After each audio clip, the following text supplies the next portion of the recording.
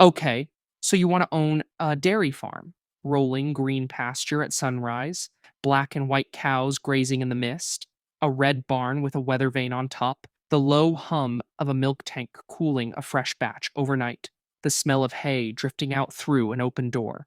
That's the picture, and it's not a bad one.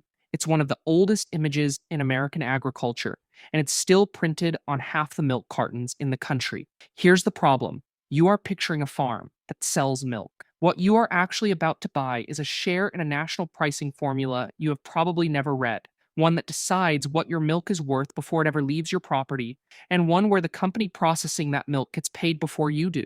Here is where most people stop thinking, right at the picture of the red barn, and never make it to the spreadsheet underneath it.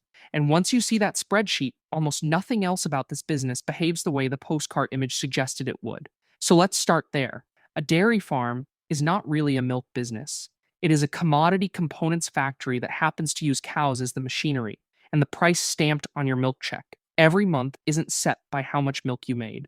It's set by a federal formula that calculates the processor's costs first and pays you whatever is left over.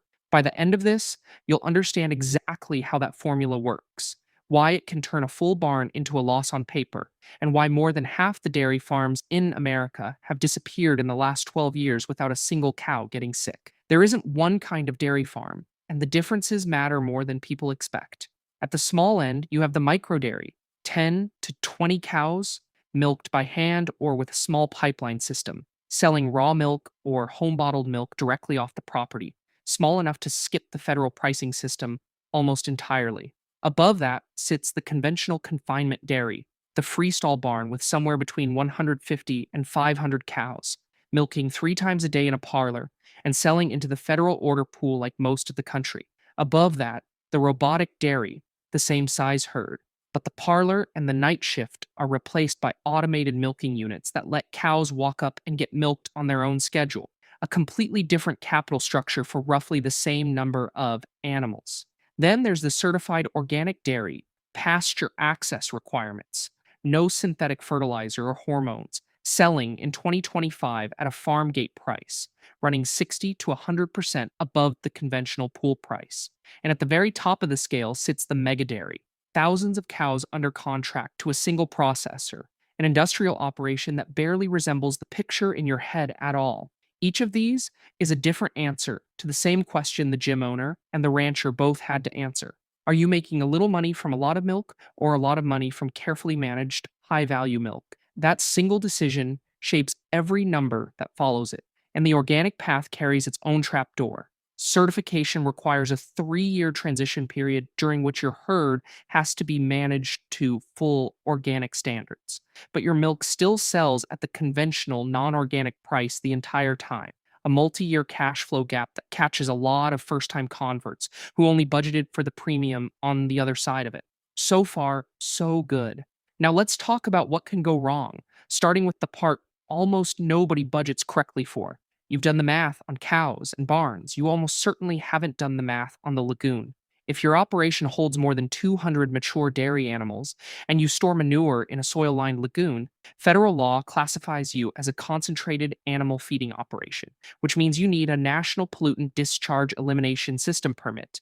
And that permit requires a written nutrient management plan before you're legally allowed to operate. That plan isn't something you fill out yourself over a weekend. Independent planning specialists typically charge $2,000 to $15,000 just to write it. A single lagoon compliance report alone can run $7,400.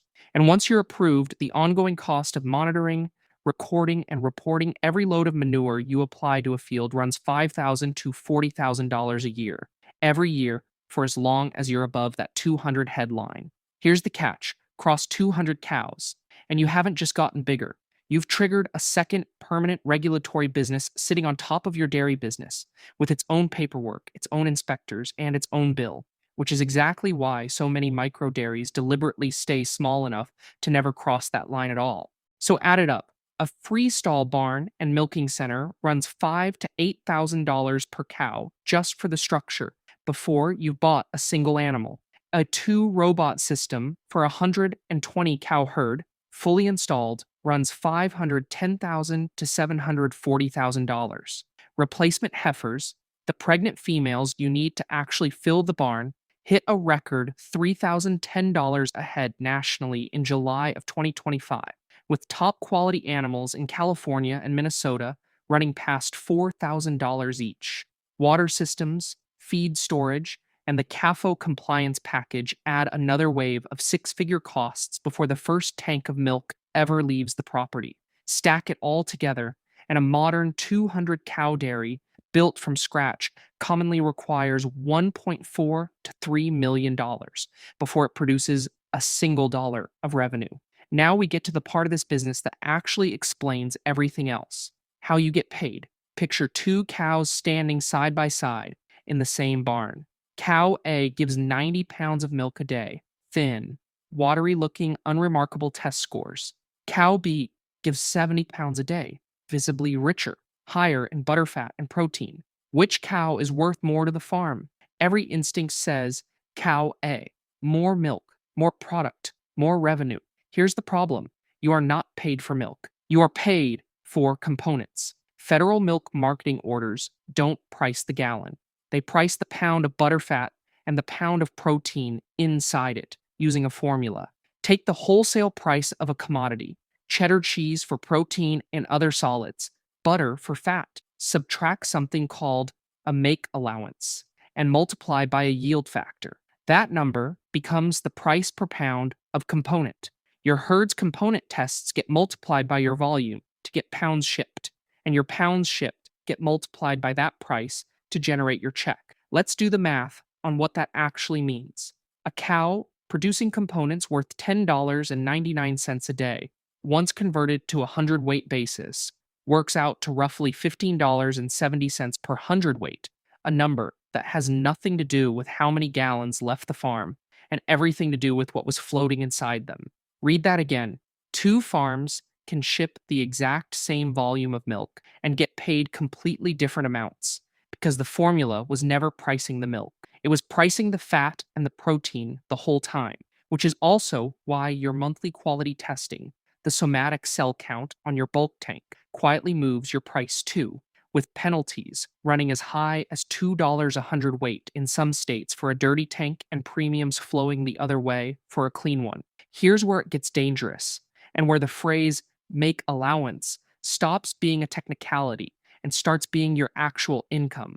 That subtraction in the formula, the amount taken off the top before your component price is even calculated, exists to cover the processor's cost of turning your milk into cheese or butter. It is not negotiated. It is not something you vote on at the farm level.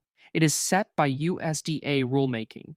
And on June 1st, 2025, it went up, part of the most sweeping overhaul of the federal order system in over 2 decades. In the first 3 months alone, under the new make allowances, farmers lost more than $337 million in combined pool value nationwide, with individual class prices cut by 85 to 93 cents per hundredweight. Nobody's barn changed. Nobody's cows changed. A number in a formula changed, and it moved money out of every dairy farmer's check in the country on the same day. Processors argued the allowance hadn't kept pace with their own rising energy, packaging, and labor costs at the plant.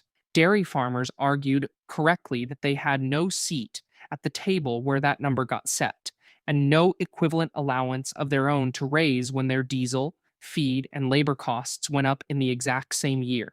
This is the structural conclusion, and it's the one thing that separates a dairy farmer from almost every other kind of small business owner.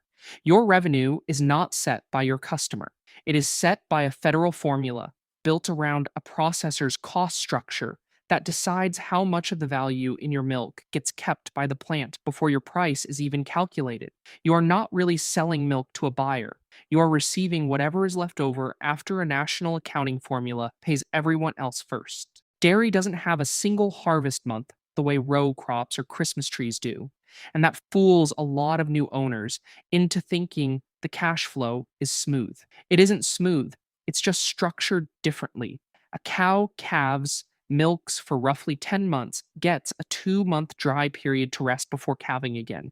And that cycle repeats regardless of the season. What actually swings your cash flow isn't the cow's calendar, it's the weather calendar. A dry summer that stunts the corn crop, the same way it stunts a rancher's hay crop, drives up the price of the grain and protein that make up most of a cow's ration. USDA's own 2025 projections put feed costs at $11.56 per hundredweight of milk produced and non feed costs, everything else, at $11.91 for a total cost of production of $23.47 per hundredweight. The all milk price for that same year was forecast at $21.05. Sit with that for a second. In the average year of 2025, the average dairy farm in America was forecast to lose money on every hundredweight it shipped. And feed is the more dangerous half of that number because, unlike a grazing cow calf herd on a ranch, a milking dairy cow's ration is mostly purchased grain and protein, not free grass. There's no dialing consumption back during a bad corn year without dialing back the milk and the income at the exact same time. Here's a structural fork almost every new owner faces in year one. Do you buy your replacement heifers on the open market, or do you raise your own calves into future milkers? For most of the last decade, buying was cheaper. That flipped in 2025. National average replacement heifer values hit $2,660 in early 2025 and climbed to a record $3,010 by July, with top quality animals running past $4,000 each. At those prices, raising your own heifers, feeding a calf for 2 full years before she ever produces a drop of milk has become the financially conservative choice, not the expensive one. That's a complete reversal from where the industry sat 5 years earlier, and it happened because of a shortage almost nobody outside the industry noticed. On top of feed and replacements, you're carrying a herd health bill that never stops. Roughly 37% of the lactating herd leaves the farm every single year, counting both culls and deaths, and nearly three-quarters of that is involuntary. Infertility alone accounts for close to a quarter of it, mastitis for almost a fifth. Every one of those cows has to be replaced at record prices just to keep the barn full. And that's before hired labor, which rose from around $15 an hour in 2018 to nearly $22 an hour by 2024 on many farms. A labor bill that runs around the clock because cows don't take weekends. There is a federal safety net for some of this. The Dairy Margin Coverage Program lets a farmer insure against the gap between the milk price and feed costs for as little as 15 cents a hundredweight at the lower coverage tiers. It helps. It does not eliminate the gap. It just makes the gap survivable. Now, here's the one nobody explains to you until it happens to you. Milk doesn't leave your farm in a truck dedicated to you. A single tanker picks up from 4, 5, sometimes 6 farms on its route before it reaches the plant, all of it commingled in the same tank by the time it arrives. If that combined load tests positive for antibiotic residue, the entire tanker gets rejected and dumped. Every farm's milk, not just the one responsible. Inspectors then go back through the individual farm samples taken at each pickup to identify the source, and once they find it, that one farm is billed for the entire load, not their fraction of it. Depending on the size of the route, that bill can run past $10,000 for one cow treated with antibiotics, whose milk wasn't held out of the tank long enough. The lesson generalizes past antibiotics. The moment your farm shares infrastructure with your neighbors, whether that's a milk truck, a cooperative, or a pipeline, one mistake gets billed to whoever caused it at the cost of the whole group, and no amount of care on your own farm insulates you from a whole route's worth of financial exposure the day it isn't someone else's mistake. If you want to see what happens when the math beneath a dairy business breaks, you don't need a hypothetical. Dean Foods, the largest fluid milk processor in the United States, filed for Chapter 11 bankruptcy in November of 2019. 2 months later, in January of 2020, Borden Dairy, one of the oldest and most recognizable dairy brands in the country, filed for bankruptcy, too. Between them, these two companies had handled somewhere around 13.5% of all milk sold in America. Neither one failed because people stopped drinking milk. Borden's own bankruptcy filing documented that more than 2,700 dairy farms had gone out of business in the 18 months before its filing, a wave of closures upstream that was shrinking the very supply base these processors depended on. At the same time, raw milk input costs had climbed nearly 30%. Discount retailers were selling private label milk for less, and plant based alternatives were eating into fluid milk volume. The structural lesson: these were companies carrying debt built for a stable, growing fluid milk market. And when the underlying volume and pricing environment shifted, the debt didn't shift with it. Scale did not save either one of them. The second failure is quieter, and it should actually worry you more if you're the one signing a contract to join a co op, because it shows the math can break even when nobody goes bankrupt at all. Dairy Farmers of America is the largest dairy cooperative in the country, owned by its farmer members, built to negotiate better prices on their behalf. But DFA also owns processing plants. And in the Southwest, farmers sued DFA and a partner cooperative, alleging they'd coordinated to suppress the raw milk price paid to their own members, the exact people the cooperative existed to represent. That case settled for $34,400,000. It wasn't the first time. Back in 2009, DFA paid an average of $4,000 each to nearly 9,000 farms to settle almost the identical allegation in the Northeast. The structural lesson here isn't fraud or greed. It's an incentive conflict baked into the business model itself. The moment a farmer cooperative also owns the processing plant buying that milk, it has two customers to serve at once: its member, farmers, and its own processing subsidiary. And those two interests do not always want the same price. A dairy farm's most important business relationship, the one with the entity that buys its milk, can quietly stop working for the farmer, even while the cooperative running it keeps growing.